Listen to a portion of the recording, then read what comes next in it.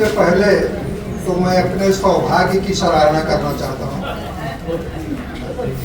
कि आज बरसों बाद हैदराबाद के इस नक्षत्र मंडल के साथ जो सामने सभा कक्ष में यहाँ मंच पर उपस्थित हैं, उनके साथ मिलने जुलने का अवसर मिला और इसके लिए मैं सबसे अधिक आभारी हूँ डॉक्टर अनुपमा जी का। आप उधर हैं, मैं आपके प्रति कितना कृतज्ञ हूँ मैं कह नहीं सकता कि आपने अवसर दिया कि आज इन सारे लोगों से जिनसे कतई संभावना नहीं थी मिलने की, उनसे मिलने का अवसर मिल रहा है। बसंता जी को कितना धन्यवाद दूँ, मतलब उन्होंने कितनी सेवा की है हिंदी और तेलुगु और अन्य भाषाओं की भी। उनकी दोनों बहनों को मैं बहुत स्मरण करता हूँ, उन दोनों का बहुत योगदान है। आज यहाँ संचालन कर रही हैं, लेकिन ये शायद बहुत पहले से हमारे भी एक सेमिनार में उसका संचालन कर चुकी हैं और आज बहुत प्रसन्नता हो रही है। मैंने सोचा भी नहीं था कि यहाँ पर आप दोनों से मुलाकात हो सकेगी। अहिल्या जी हैदराबाद में आने के बाद उनका स्नेह इतना मिलता रहा है। एक तो वो मिथिला और अयोध्या का संबंध जोड़ करके उनका एक विशेष हम मुझको कहना पड़ेगा, बबुआ बोला ना तू मखन का है गोर, तू का है कार, बबुआ बोला ना। आज निखिलेश्वर जी को यहाँ देख करके मन आश्चर्य से प्रफुल्लित हो गया। मैं कल्पना नहीं कर रहा था कि आपसे मुलाकात हो सकेगी, लेकिन आप उतने ही जीवंत स्वरूप में अब से 10 साल या 15 साल पहले जब मिला था तब से और आज तक उसी रूप में उनका बहुत स्नेह मिलता रहा है। और दिगंबर कवियों में आप, ज्वाला, बरबर राव, इन सब का कार्यालय में आना जाना होता था और संयोग था कि सबसे बातचीत करने और साहित्य चर्चा का भी अवसर मिलता रहा। उनका बहुत स्नेह मुझे प्राप्त है, मैं बहुत आभारी हूँ। मंच पर मैं ये ले लूँ,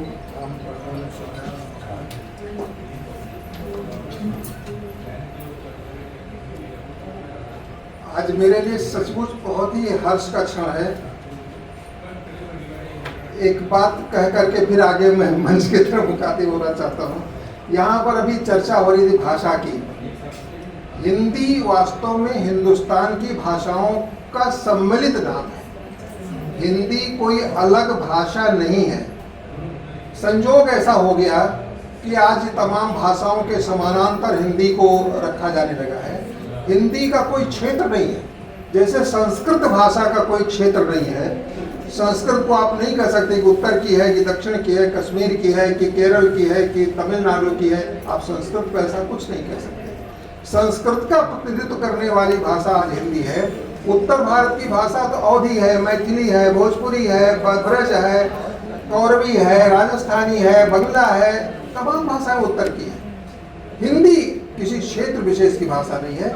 और एक आप सब लोग विद्वान जानते हैं कि यहाँ पर कभी डैरियस, ईरान के राजा दारा जो डैरियस, उसने अपने एक विद्वान को भेजा पंचतंत्र का अनुवाद करने के लिए। पंचतंत्र संस्कृत का ग्रंथ है, लेकिन डैरियस हिंदी कहता है उसे। वो हिंदी किताब के अनुवाद के लिए भेजा था। जिस किताब के लिए अनुवाद करना था वो संस्कृत की थी। यहाँ संस्कृत भी हिंदी कही जाती थी। इस देश को जिन लोगों ने हिंदुस्तान कहना शुरू किया, यहाँ के रहने वालों को जिन्होंने हिंदू कहना शुरू किया, ये उन लोगों द्वारा दिया हुआ नाम। हिंदुस्तान की सारी भाषाएं उनको उन्होंने हिंदी कहा। जब इस इतिहास में जानेगा कि कैसे ये सब विभाजन हो गया और कैसे वो एक संकीर्ण रूप ले लिया, इस सब के पीछे विद्वानों को जानना चाहिए कि हिंदी पूरे देश की हर भाषा का सम्मिलित नाम है। इसमें तेलुगु, तमिल, मलयाली, कन्नड़, गुजराती, ये सब हिंदी परिवार का लीजिए, हिंदी के वो भी हिंदी ही है। और हिंदी की आपस में डायलेक्ट्स हैं। उत्तर भारत की तमाम हिंदी के जो रूप हैं उनको भी आपस में समझना बहुत मुश्किल है, उनमें भी अनुवाद की जरूरत पड़ती है। आज भोजपुरी और मैथिली का भी अनुवाद करना मैं पड़ेगा, मैथिली से हिंदी में अनुवाद किए हुए हैं। है ना। तो राजस्थानी, बांगड़ू, कौरवी, इन सबको भी आप बिना अनुवाद के समझ नहीं सकते। तो उत्तर भारत के भी हिंदी के इतने रूप हैं और दक्षिण की भाषाओं को सम्मिलित रूप से हिंदी का रूप मान लेना चाहिए। और ये बहने नहीं है, सब आपस में एक ही भाषा की अनन्य शाखाएं हैं। तो इनको इस रूप में ग्रहण करके जब हम देखेंगे तो हम बहुत आनंदित होंगे। आप देखें कि आप सब लोग यहाँ पर मौलिक रचनाकार और अनुवाद की बात कर रहे हैं। मौलिक रचनाकार तो रचनाकार है ही, लेकिन जो अनुवाद करता है उसको तो परकाय प्रवेश करना पड़ता है। बिना परकाय प्रवेश के वह न्याय नहीं कर सकता, अनुवाद नहीं कर सकता। और अनुवाद को हमारे यहाँ सामान्यतः ट्रांसलेशन कहा जाता है, लेकिन अनुवाद जो हिंदी परंपरा का है वो अनुवाद है। बाद में उसकी चर्चा करते हैं, अपने बीच में उसका विश्लेषण करते हैं, आस्वाद करते हैं। जैसे हम लोग कीर्तन करते हैं भगवान का, तो कहते हैं भगवान का गुणानुवाद कर रहे हैं, तो भगवान का गुणानुवाद करते हैं। उसी तरह जब रचनाकार की अपनी अभिव्यक्ति का अनुवाद करते हैं तो हम उसका भी गुणानुवाद करते हैं, क्योंकि उसने जो अनुभव किया है वो अपने साहित्य में उसने प्रस्तुत करने की कोशिश की है और उस प्रस्तुति को हम आपस में बांटते हैं। अभी ये हॉरर स्टोरीज की बात हुई, मैं ये कहना चाहूँगा जिसने लिखा है मुरलीधर जी, मुरली कृष्णा जी, और अनुवाद देव प्रसाद महाराज जी ने किया है। हॉरर स्टोरी से हिंदी का साहित्य भी काफी सुना है। हिंदी में भी हॉरर स्टोरीज, आप सब लोग हिंदी के विद्वान हैं, पढ़े लिखे लोग हैं, हिंदी में कहाँ है हॉरर स्टोरीज? नहीं है, नॉवेल्स भी नहीं है। ये वेस्टर्न जो हमारा लिटरेचर है उसमें हॉरर स्टोरी, हॉरर फिल्में भी हिंदुस्तान में बनी तो पश्चिमी फिल्मों के अनुकरण पर बनी, क्योंकि यहाँ पर हॉरर लिटरेचर बना ही नहीं। तो आपने साहित्य के एक जो साम्राज्य है उसको समृद्ध किया है, आपने रचना करके और महाराज जी ने अनुवाद करके। मैं बहुत बहुत उनका अभिनंदन करना चाहता हूँ आप सबका। मैं जान रहा हूँ कि अधिक समय बोलने को बहुत मन कर रहा है और मतलब जितना आनंद हो रहा है उसको अभिव्यक्त करने का मन कर रहा है, लेकिन मैं ये जान रहा हूँ कि काफ़ी समय हो चुका है, ज़्यादा विलम्ब अच्छा नहीं रहेगा। भोजन की प्रतीक्षा में सभी लोग होंगे, लेकिन फिर भी मैं अपनी तरफ से आभार और बधाई व्यक्त करना चाहता हूँ।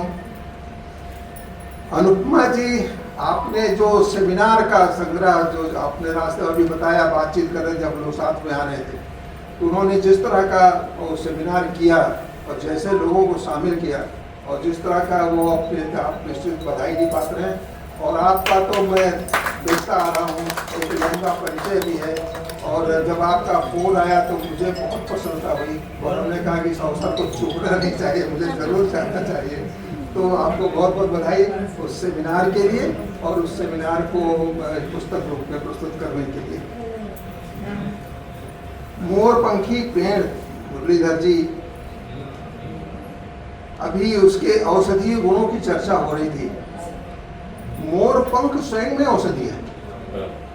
मोरपंख जहाँ रखिए वहाँ अशुभ कुछ भी नहीं होता, वहाँ सब कुछ शुभ हो जाता है। और सर्पदंश, सांप काटे की दवा भी मोरपंख है। मोरपंख को जला के उसकी राख को शहद में मिला करके अगर जिसको सर्प ने काटा हो, सर्पदंश हो, तो उसका इलाज होता है, विष उसका उतर जाता है। तो जिस औषधि के पौधे का अनुवाद नहीं हो सकता था और मयूरपंखी भेड़ की बात की गई है, ये बहुत ही सटीक अनुवाद हुआ है। निश्चित रूप से मौलिक रचनाकार और उनको मैं बधाई देना चाहता हूँ। मोरपंखी, उसके बाद मरघट, रासानी जी बहुत बहुत बढ़िया। क्या लिखा है मुझे नहीं पता, पढ़ने के बाद अनुवाद देखूंगा मैं लेकिन रासानी जी से पहली बार मुलाकात हो रही है और मैं आपको बहुत बधाई देना चाहता हूँ इस मौलिक रचना के लिए। इसके नाम से बड़ा डरावना भी है लेकिन बड़ा दार्शनिक नाम भी है, और जिससे आपने जिस वर्ग को रेखांकित करने के, डोम जाति के उसकी अपनी पीड़ा को रेखांकित करने का मुझे इस बातचीत में ऐसा लगा, उसको रेखांकित करने का काम किया है। आज वो वर्ग लगभग अब उसका कोई ज़्यादा अस्तित्व नहीं रह गया है। लेकिन जहाँ भी है निश्चित रूप से उनका इतिहास बहुत ही पीड़ा से भरा हुआ रहा है। हरिश्चंद्र की कहानी लोगों ने आपने सुनी होंगी, राजा हरिश्चंद्र की। उनको डोम का जीवन जीना पड़ा था और कितना कष्टप्रद था और क्या क्या झेलना पड़ा, मैं उस डिटेल में नहीं, आप सब लोग उस कथा से परिचित हैं। और दक्षिण में तो उस पर सबसे बड़ी फिल्म भी बनी।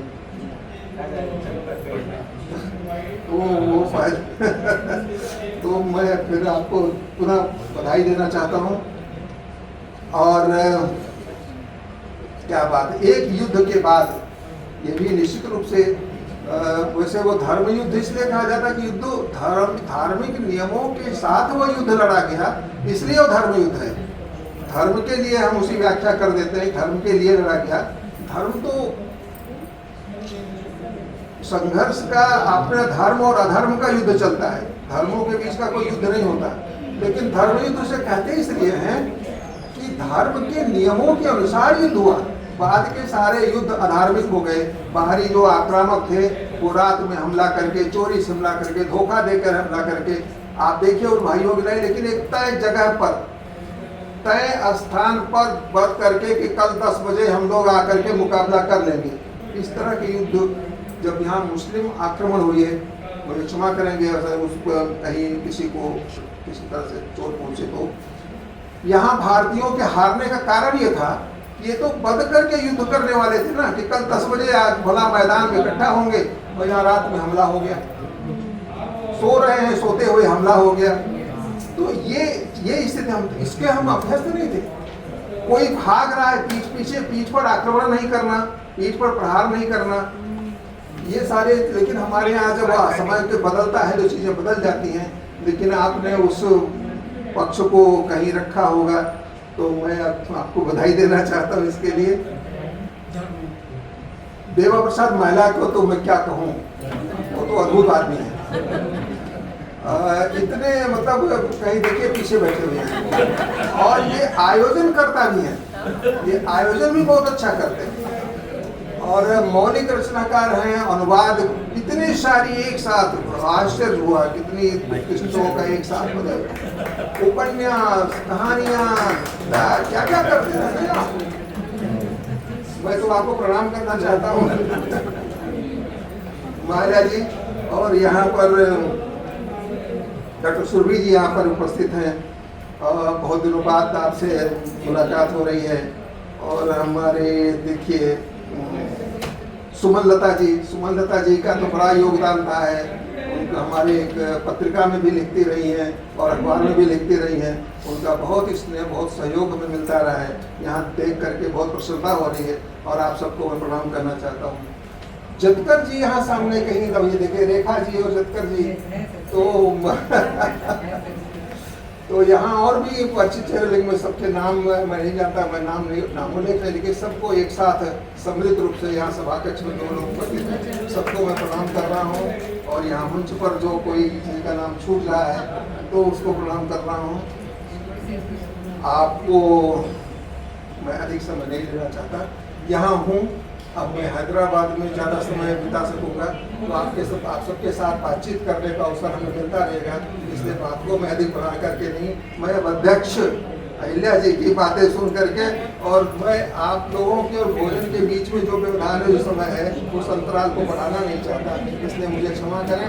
मैं आभारी हूँ, पुनः आभारी हूँ अनुपमा जी और आपके जो साथी हैं, आपके इस आयोजन के साथी हैं, और इस कार्यक्रम के संयोजन में जो आपके साथी हैं, सबको मेरा हार्दिक प्रणाम और बहुत बहुत धन्यवाद। आभारी हूँ मंच का और समाज मंच का।